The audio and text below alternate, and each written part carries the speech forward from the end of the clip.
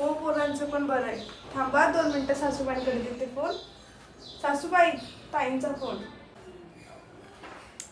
हां हॅलो बोल ग. हां मग ये की ग. कोणाला काय त्रास आहे? तो बापाचं घर आहे. हो हो चालतंय ठीक आहे, ये ये ठेवते. का हो सासूबाई, काय झालं? काय नाही अगं, पिंकी यायची ना. का? का म्हणजे हे काय तिचं घर नाही काय? अहो तसं नाही, अचानक का? तिने मग मला 1 महिना झालं सांगितलं होतं यायचं यायचं म्हणून, पण आता यायची. हा का? पण त्यांच्या सासूबाईंना विचारलं का ते यायच्यात म्हणून? ती त्या घरची सुने, नोकरानी नाही सगळं सासूच ऐकून करायला. अहो ते पण बरोबर आहे, पण तरी सासूबाईचं लई दुखू असतंय ना, म्हणून विचारलं. अगं तिची नणंद यायची तिथं त्रास द्यायला तिला, म्हणून यायची ती. अच्छा, त्यांची नणंद द्यायची का? मग त्यांचं सेवा पाणी कोण करायचं? त्या सासूबाईचं लई दुखू असतंय. अगं तिची सासू लय नाटकी आहे, काय दुखत बिकत नसते. माझ्या पोरीला नुसतं राबू राबू घेती. पण मग ताई किती दिवस राहणार आहे तिथं?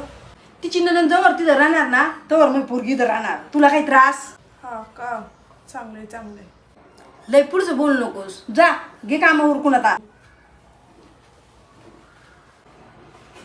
चला सासूबाई, निघते मी. अगं सुनबाई कुठं चालली तू? तरा ए सुनबाई, अगं कुठं चालली? थांब.